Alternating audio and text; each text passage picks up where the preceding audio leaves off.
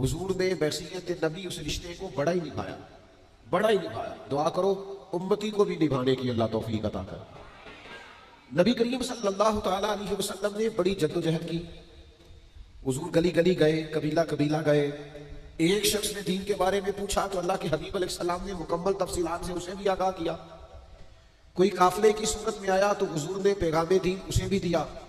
हुजूर ने बैसियत पैगंबर और रसूल होने के इस जाफिशानी और इस कमाल के साथ रिश्ते को निभाया है।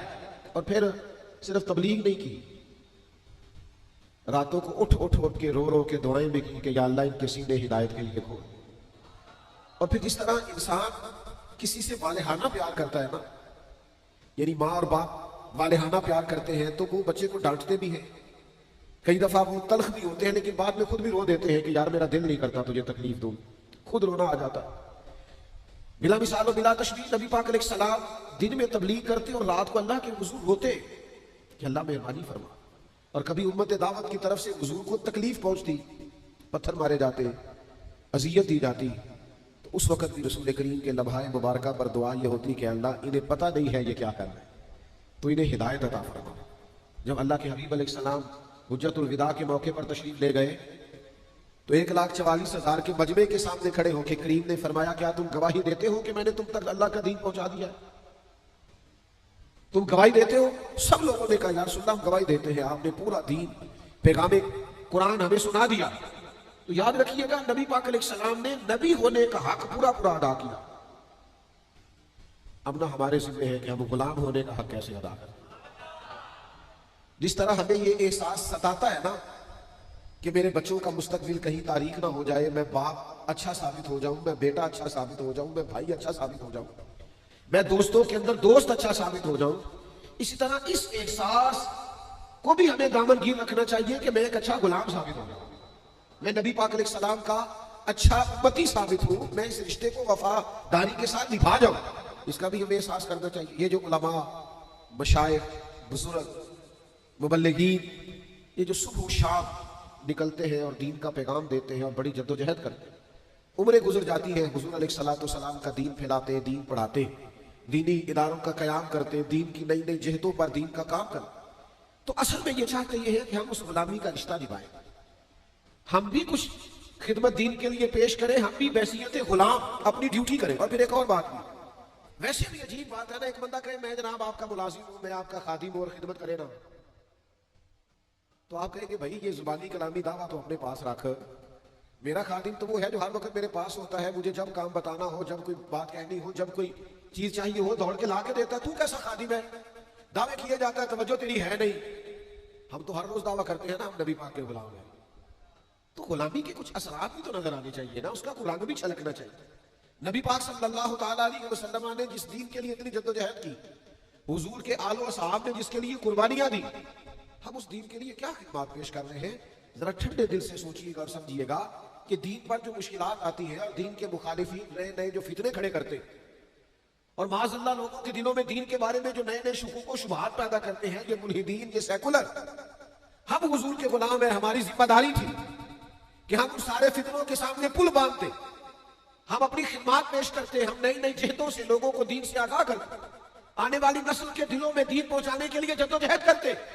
हमें खास पहलुओं से और सब फितनों के सामने पुल बांधने की जरूरत है। हम तवज्जो नहीं करते, हम गौर नहीं करते, हम उस तरह की खास मनसूबाबंदी दीन के लिए नहीं करते जिस तरह की मुखालिफ माज़अल्लाह दीन बिगाड़ने के लिए करता है। तो उस खास जाविया निगाह से हमें अपनी गुलामी का रिश्ता पेश करना चाहिए। एक सहाबी थे हजरत साद बिन रबी रज़ियल्लाहु ताला, वो मैदान उहद में शहीद हो रहे थे और मर्तबा शहादत पर फाइज हो रहे थे और उनकी सांसें आखिरी चल रही थी, बल्कि उखड़ रही थी। तो करीब जो सहाबा खड़े थे ना, उन सहाबा को मुखातिब करके उस शहीद होने वाले सहाबी ने एक पैगाम दिया। उन्होंने कहा जाके ना हुजूर के गुलामों को मेरा ये पैगाम दे देना कि तुम में से अगर एक भी मौजूद हुआ और फिर कुफ्फार नबी करीम अलैहिस्सलाम तक पहुंच गए तो याद रखना अल्लाह की बारगाह में तुम्हारा कोई उज़्र काबिल कबूल नहीं होगा। तुम मौजूद थे और लोग पहुंच गए, हम मौजूद हैं और दीन के डाकू पहुंच जाए, हम मौजूद हैं और मुल्हिदीन फितना गरी करके चले जाए, सेकुलर हमारे नौजवानों को बिगाड़ के चले जाए, ये बातें करना आसान है कि नई नस्ल को फलां ने साजिश करके बिगाड़ दिया। लोग साजिश करते रहे तो पहरेदार कहां थे? बेटा बिगड़ गया तो बाप कहां था? शागिर्द बिगड़ गए तो सवाल यह है कि उस्ताद साहब कहां थे? अगर सालिकीन बिगड़ गए तो मुर्शिद कहां थे? अगर कौम बिगड़ गई तो रहनुमा कहां थे? ना इधर उधर की तू बात कर, ये बता के काफिला क्यों लुटा? मुझे रहज़नों से गरज नहीं, तेरी रहबरी का सवाल है। ये उम्मती का काम है, वो गुलामी करे। आला हज़रत फाज़िल बरेलवी ने कहा था, सुना जंगल रात अंधेरी, छाई बदली काली है। ये हालात देखें आला हज़रत कैसे बयान करते, कहते हैं हालात कुछ ऐसे, दीन का काम करने वालों, दीन की बात करने वालों, दीन का पैगाम देने वालों, इस वक्त हालात ऐसे हैं कि एक तो सूना जंगल, ऊपर से रात अंधेरी, और तीसरा बदली भी काली छाई। एक तो हालात ये है, और उससे बड़ी बात ये है कि जिनको तुमने पहरेदार रखा है वो पहरेदार नहीं, वो डाकू है। यानी एक मसाइल मौसमी खराब है, ऊपर से जिनको तुम पहरेदार और चौकीदार समझ रहे हो डाकू है। इन हालात में तुम्हें दीन का पैगाम देना है और खिदमत की ड्यूटी करनी है। फरमाते हैं सूना जंगल रात अंधेरी, छाई बदली काली है, और सोने वालों जागते रहना, चोरों की रखवाली है। बेदार होने की जरूरत। अच्छा, मैं आपकी खिदमत में अर्ज करूं, हर काम लोग नई तवानाई से करेंगे, नई फिक्र से करेंगे, नई टेक्नोलॉजी से करेंगे, जिद्दत से करेंगे, चीजों को सीखेंगे, लेकिन अपने बच्चों को दीन पढ़ाने के लिए, समझाने के लिए, हुजूर का गुलाम बनाने के लिए वो नए से नए मंसूबे नहीं बनाएंगे। उनको समझाएंगे नहीं, बताएंगे नहीं कि किताबों सुन्नत हमारी अमली जिंदगी में कैसे नाफिज हो सकता है। ये जो हमारा शऊरी बिगाड़ है, ये जो फिक्री इंतशार है, ये जो इस वक्त हर तरफ वसवसों का गलबा है, हमारा दीन हमें किस तरह इससे बचाता है।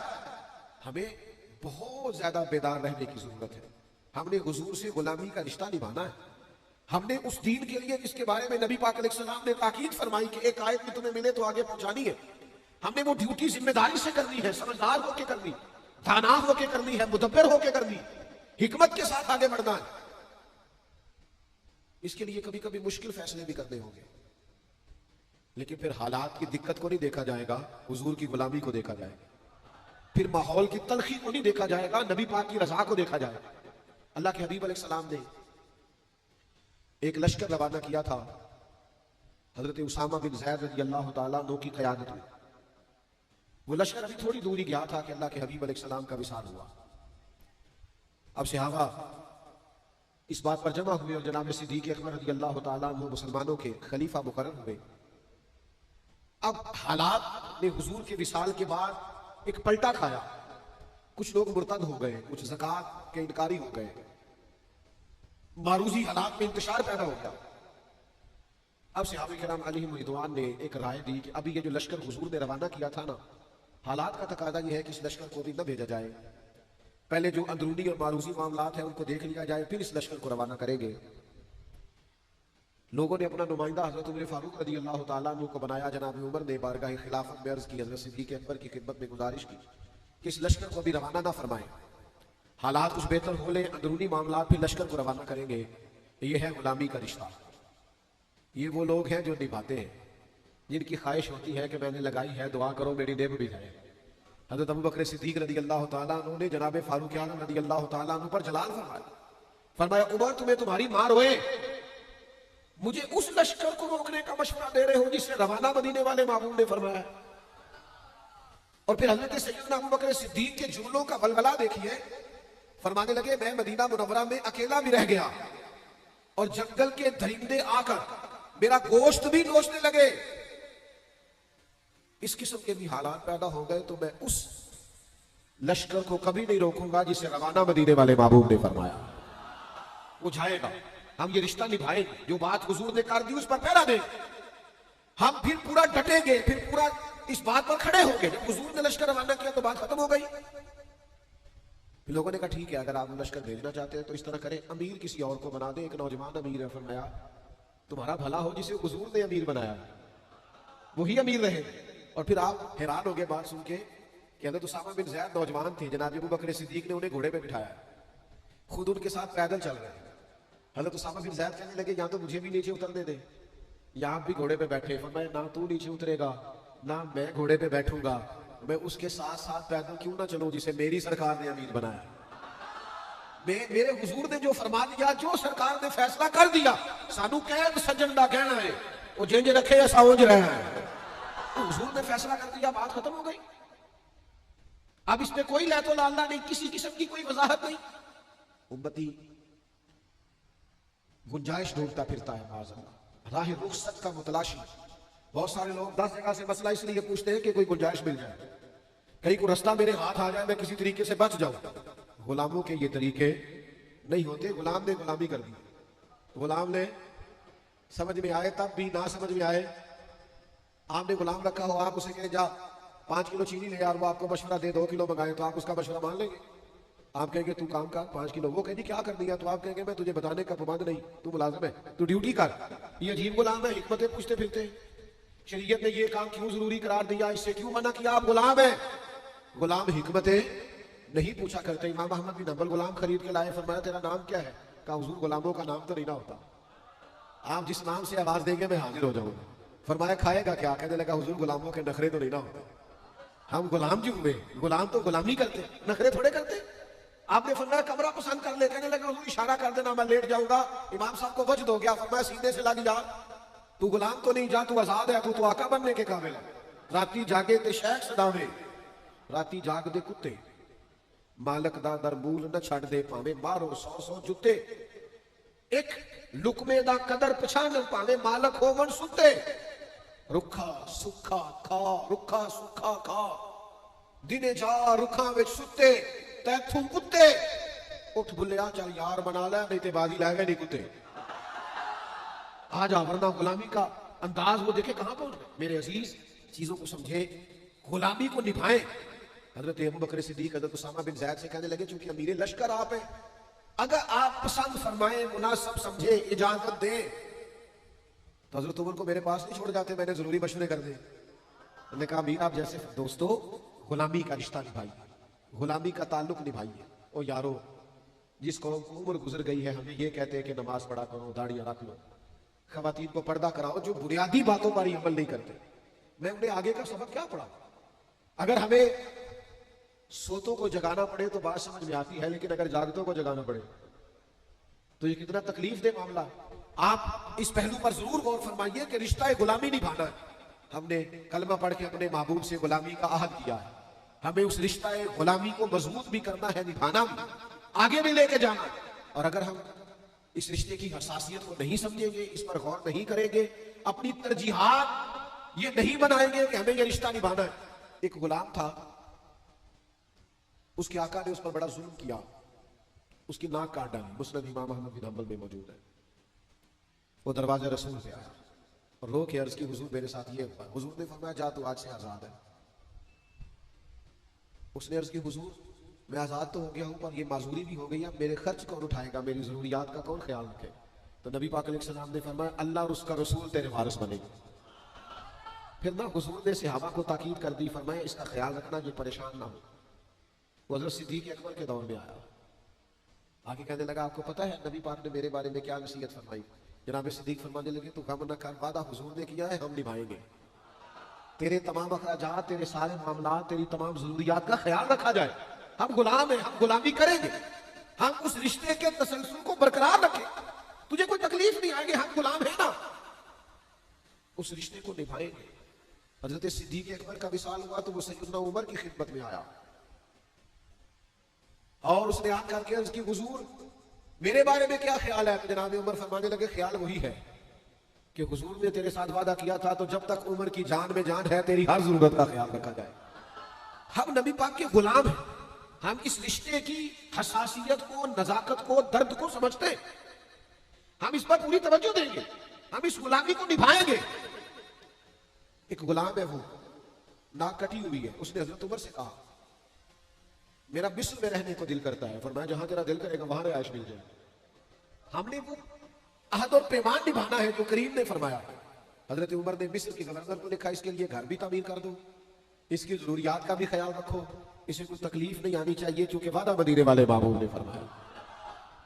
जब तक हम अपने जहन को, अपनी फिक्रों को, अपनी तबीयत को पूरे तौर पर मायल नहीं करते कि हमने वो खास तसलसल जो नबी पाक अलैहिस्सलाम के तबलीग दीन का हमारे असलाफ ने संभाला था, वो हमने संभालना है, हमने वो गुलामी करनी है। और फिर